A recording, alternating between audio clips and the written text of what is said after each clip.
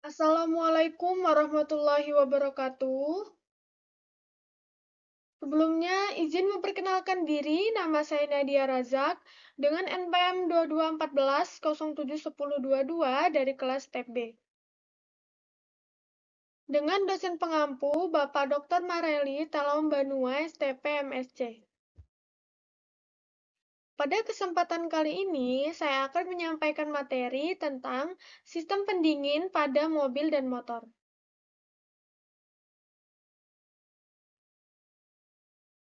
Berikut ada poin-poin yang akan saya bahas. Yang pertama ada definisi, yang kedua ada macam-macam sistem pendingin, yang ketiga fungsi dari sistem pendingin, yang keempat komponen dari sistem pendingin. Yang pertama, definisi sistem pendingin. Sistem pendingin adalah komponen atau perangkat yang berfungsi untuk mengurangi suhu lingkungan di sekitar mesin. Sistem ini bekerja dengan menyerap panas yang dihasilkan oleh mesin dan mendinginkannya menggunakan air atau udara yang ada di dalamnya. Sistem pendingin memainkan peran penting dalam mesin otomotif. Pentingnya sistem pendingin.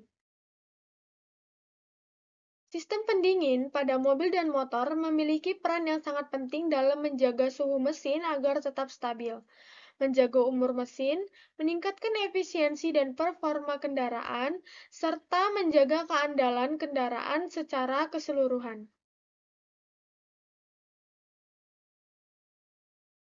Secara garis besarnya, pendinginan jika ditinjau dari asal pendinginannya dibedakan menjadi dua. Yang pertama ada pendinginan dalam, yang kedua ada pendinginan luar.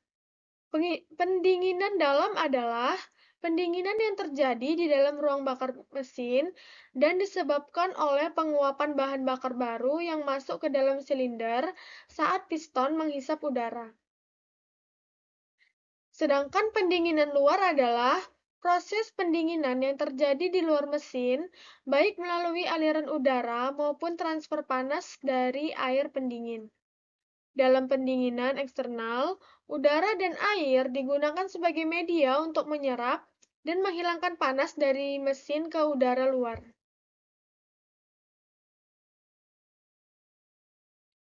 Yang kedua, fungsi sistem pendinginan.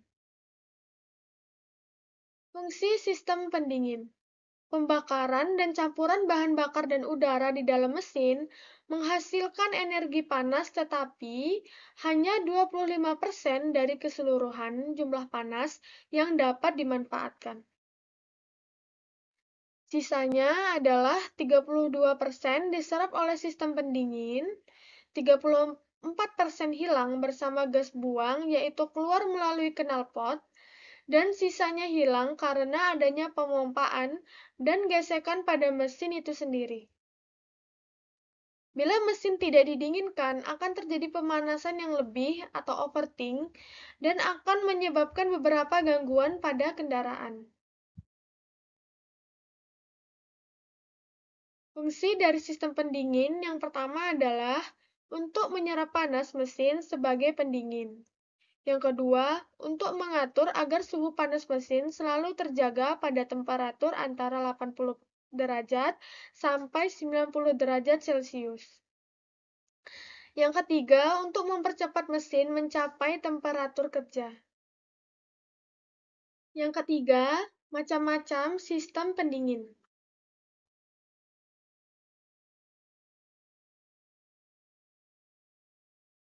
Macam-macam sistem pendingin. Yang pertama adalah pendinginan udara atau air cooling. Yang kedua, pendinginan air water cooling. Pendinginan udara atau air cooling menggunakan media udara untuk membantu proses pendinginan mesin, sehingga bagian heat cylinder dibuat bersirip untuk mempercepat proses pendinginan. Yang kedua, pendinginan air atau water cooling. Water cooling menggunakan media air atau cairan pendingin untuk membantu proses pendinginan mesin, sehingga ditambahkan suatu sistem radiator pada mobil yang bertujuan untuk mempercepat proses pendinginan. Air cooling memiliki beberapa keunggulan, yaitu yang pertama, tidak memerlukan air pendingin. Yang kedua, ukuran mesin lebih kecil. Yang ketiga, ruangan mesin relatif lebih kecil. Kekurangan menggunakan pendingin udara adalah yang pertama, pada saat jalanan macet atau mobil sedang berhenti dengan mesin hidup, menyebabkan pelepasan kalor berjalan lambat. Maka, temperatur mesin naik karena tidak adanya pasokan udara luar pada lorong udara. Yang kedua, untuk mengatasi hal tersebut, biasanya mesin ditambahkan dengan kipas angin elektrik.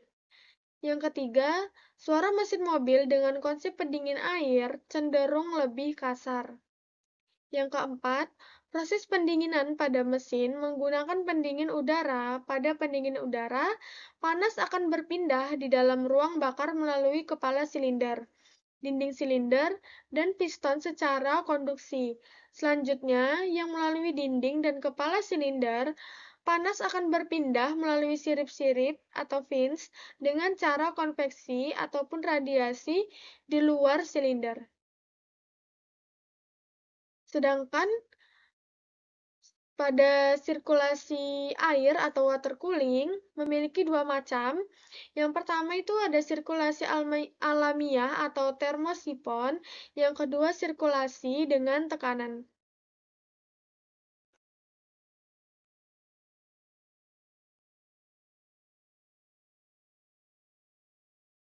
Pendinginan udara atau air cooling. Dalam sistem pendinginan udara, sekeliling silinder dan kepala silinder diberi sirip-sirip pendingin guna memperbesar luas permukaan yang bersinggungan dengan udara pendingin yang dialirkan ke sekelilingnya. Panas yang timbul dari hasil pembakaran akan diambil oleh udara pendingin yang mengalir melalui sirip-sirip tersebut. Agar pemindahan panas dari sirip ke udara pendingin berlangsung dengan baik, maka sirip-sirip harus dalam keadaan bersih dan tidak dilapisi kotoran yang akan mengurangi efek pendinginan. Perawatan sirip-sirip pendingin cukup dengan selalu menjaga kebersihannya dan menjaga tetap utuh. Biasanya terdapat juga karet pada celah-celah sirip pendingin. Karet tersebut berfungsi untuk meredam getaran mesin akibat sirip-sirip pendingin tersebut. Sedangkan pada pendinginan air atau water cooling, pada sistem ini panas dari hasil proses pembakaran bahan bakar dan udara dalam ruang bakar dan silinder sebagian diserap oleh air pendingin. Setelah melalui dinding silinder dan ruang bakar, oleh karena itu, di bagian luar dinding silinder dan ruang bakar dibuat mantel-mantel air atau water jacket. Panas yang diserap oleh air pendingin pada water jacket selanjutnya akan menyebabkan naiknya temperatur air pendingin tersebut. Apabila air pendingin tersebut tetap berada pada mantel air, maka air akan cenderung mendidih dan menguap. Hal tersebut dapat dihindari dengan jalan membuat air bersirkulasi. Sirkulasi air tersebut ada dua macam. Yang pertama ada sirkulasi alam atau termosifon. Yang kedua ada sirkulasi dengan tekanan. Pada sistem pendingin udara dibagi menjadi dua macam. Yang pertama ada sistem pendingin udara alamiah.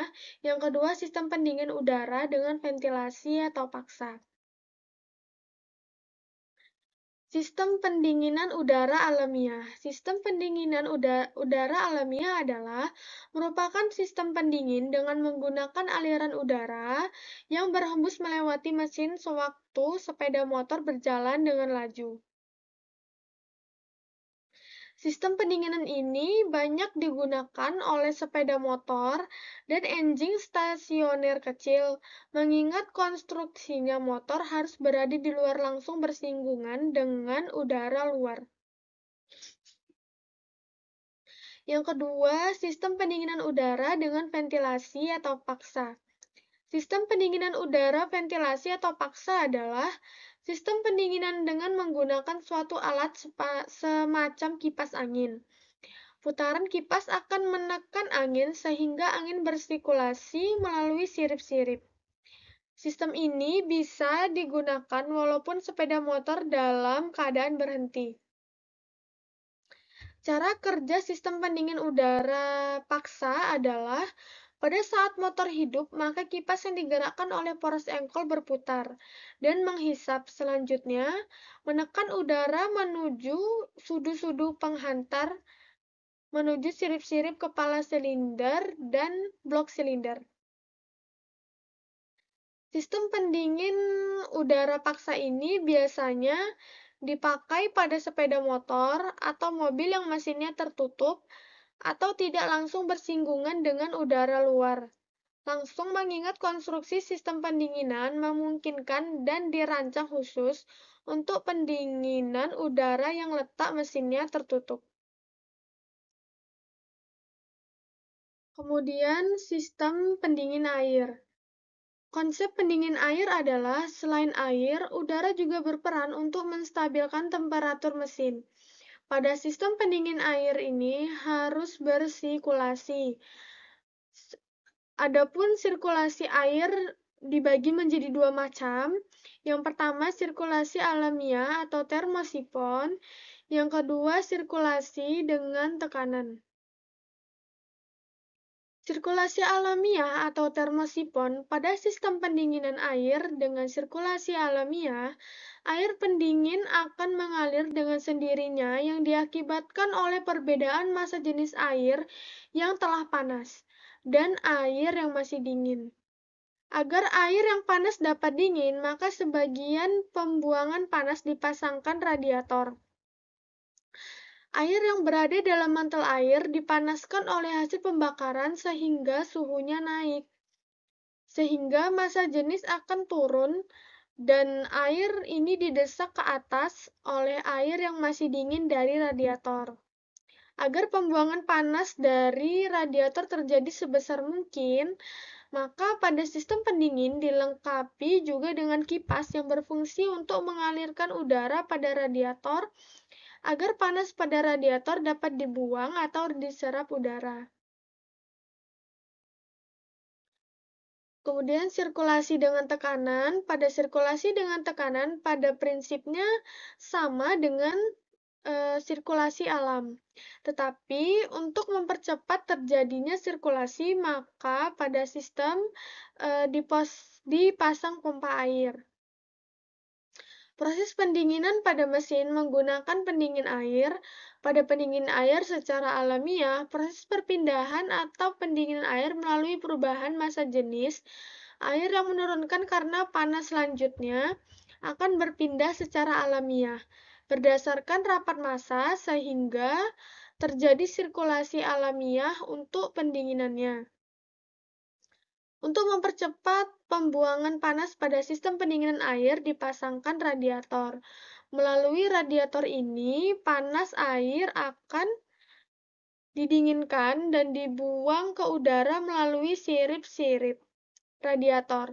Pada pendinginan air dan dengan tekanan, sirkulasi akan dipercepat oleh putaran kipas pompa air sehingga sirkulasi air radiator pada sistem pendinginan ini akan cepat dan lebih baik.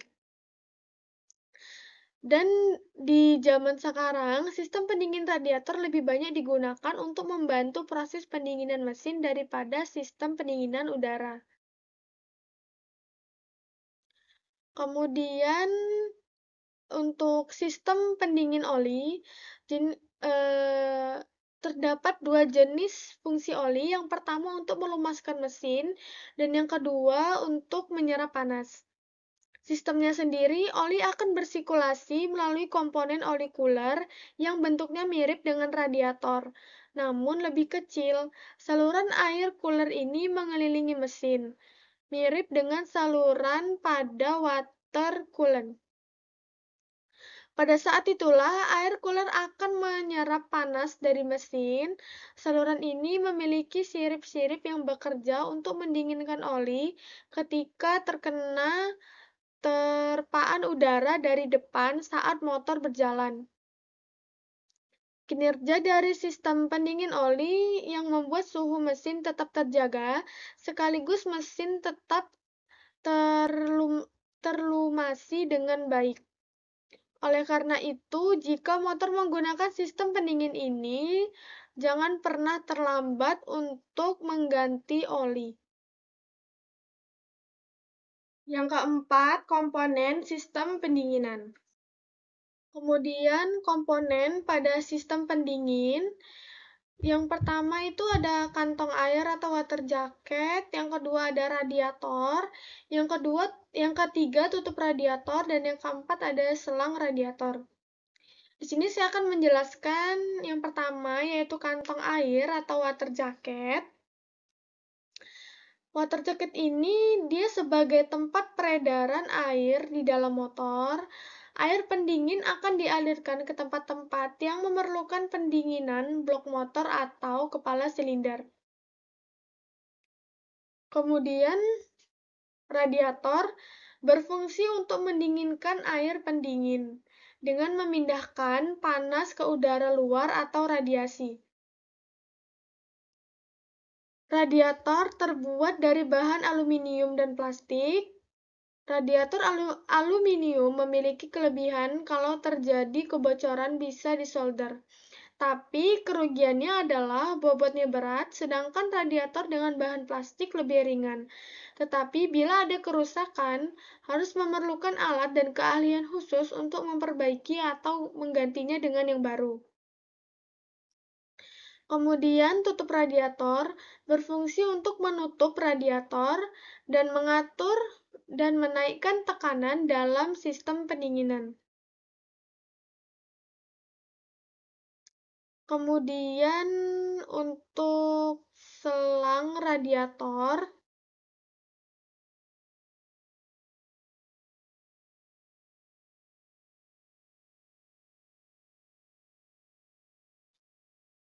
selang radiator berfungsi sebagai penghubung antara radiator dan blok mesin.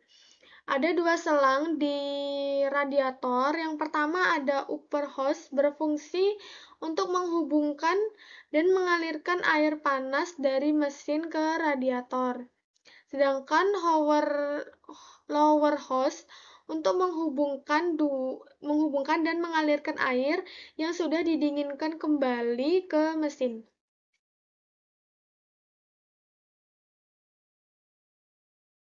Kemudian untuk pompa air, water pump, kemudian ada tangki cadangan, kipas pendingin, dan termostat. Pompa air atau water pump berfungsi untuk mempercepat peredaran air pada sistem pendinginan. Bekerjanya pompa air adalah putaran mesin. Prinsip kerja pompa air adalah sewaktu impeller berputar, air pada pusat terhisap dan terlempar ke arah luar oleh gaya sentrifugal pada keliling impeller. Air disalurkan ke saluran-saluran buang atau keluar menuju mantel-mantel air dalam blok silinder dengan tekanan kurang lebih 5 kPa dengan hasil pemompaan 100 sampai 200 per menit. Kemudian tangki cadangan, reservoir berfungsi sebagai penampung cadangan air radiator yang dapat masuk melalui lubang overflow yang ada di tutup radiator. Selama mesin bekerja, prinsip kerja dari tangki reservoir adalah apabila suhu dan tekanan air pendingin dalam radiator naik, maka air yang ada pada reservoir akan mengalir dari tangki reservoir ke dalam radiator dan akan mengalir kembali ke dalam tangki reservoir apabila suhu air dalam radiator turun. Tangki cadangan dihubungkan ke radiator melalui selang overflow. Reservoir ini juga berfungsi untuk membantu menjaga agar volume air pendingin selalu stabil. Kemudian kipas pendingin, radiator didinginkan oleh aliran udara luar yang mengalir melewati sirip-siripnya. Pada saat kendaraan berhenti, aliran udara tidak akan cukup untuk mendinginkan radiator. Untuk mengatasi hal ini, maka di belakang radiator dipasang kipas pendingin untuk membantu agar aliran udara selalu cukup untuk mendinginkan radiator. Ada ada dua jenis kipas yang sering digunakan pada kendaraan, yaitu kipas yang digerakkan oleh motor listrik dan kipas manual yang digerakkan oleh force angkol mesin itu sendiri melalui tali kipas atau V-belt. Kemudian yang terakhir ada termostat. Termostat bekerja dengan memanfaatkan tekanan yang disebabkan oleh fluida atau cairan. Panas dari dalam jaket pendingin mesin ketika tekanan naik, pegas pada termostat akan tertekan dan membuka saluran menuju radiator. Sehingga fluida panas tersebut akan masuk ke radiator dan didinginkan. Fluida dingin dalam radiator masuk ke jaket pendingin dengan cara menekan vakum valve termostat. Termostat semacam katup otomatis yang bekerja atas dasar pengaruh suhu air pendingin dan biasanya dipasangkan ke dalam saluran air yang keluar dari kepala silinder. Termostat sangat peka terhadap kotoran. Termostat dapat seketika berhenti bekerja karena tertahan debu, kotoran, ataupun kerikil. Dalam keadaan dingin, maka termostat akan menutup untuk mempercepat proses pemanasan mesin mencapai suhu ideal antara 80-90 derajat Celcius. Pada suhu 80 derajat Celcius, maka termostat akan mulai membuka dan akan terbuka penuh pada suhu 90 derajat Celcius. Termostat biasanya dipasang antara radiator dan sirkuit pendingin atau silinder head. Termostat bekerja seperti katup yang otomatis yang bekerja berdasarkan panas, di mana pada waktu dingin katup akan menutup dan pada waktu panas katup akan membuka. Kemudian untuk sirkulasi pada sistem pendingin. Untuk mengetahui seperti apa jalur ataupun sirkulasi daripada sistem pendingin yang menggunakan cairan tersebut, baik jadi awal mula pergerakan ataupun sirkulasi daripada cairan ini, kita bisa memulainya dari bagian pompa atau water pump yang terdapat pada mesinnya. Pada saat mesin bekerja, maka water pump juga ikut berputar. Cairan dari radiator akan terdorong ke dalam mesin melewati jalur-jalur yang terdapat di dalam mesin, yaitu water jacketnya. Karena suhu mesin ini belum mencapai suhu kerja yang ideal, yaitu sekitar kurang lebih 80 derajat Celcius, maka termostat masih tertutup. Sehingga cairan ini menjadi tertahan di sekitar water jacketnya, dan suhu mesin pun akan menjadi cepat naik menuju kinerja yang ideal. Pada tahapan ini, cairan radiator belum bisa dikatakan melakukan sirkulasi yang sempurna.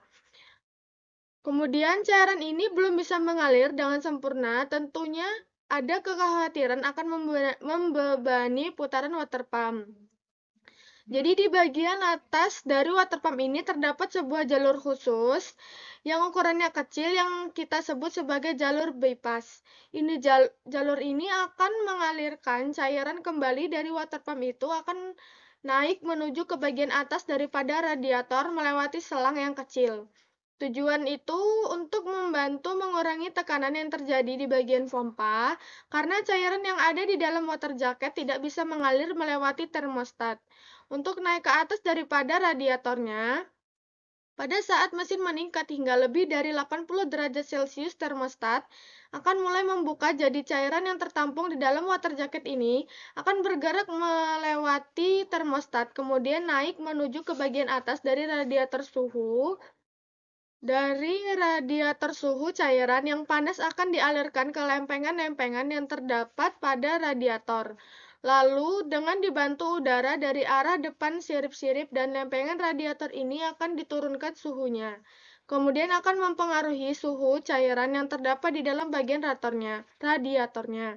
Sehingga awalnya cairan yang tadi itu panas akan turun menjadi levelnya hangat, lalu akan masuk kembali ke dalam water pump untuk dialirkan kembali ke dalam water jacket, sehingga dapat menstabilkan suhu mesin tidak terlalu tinggi dan juga tidak pula terlalu rendah. Pada kondisi ini, kita bisa mengkategorikan sirkulasi cairan radiator itu sudah terjadi dengan sempurna karena jalur utama terbuka. Sekian presentasi dari saya. Mohon maaf bila ada salah kata. Saya akhiri. Wassalamualaikum warahmatullahi wabarakatuh.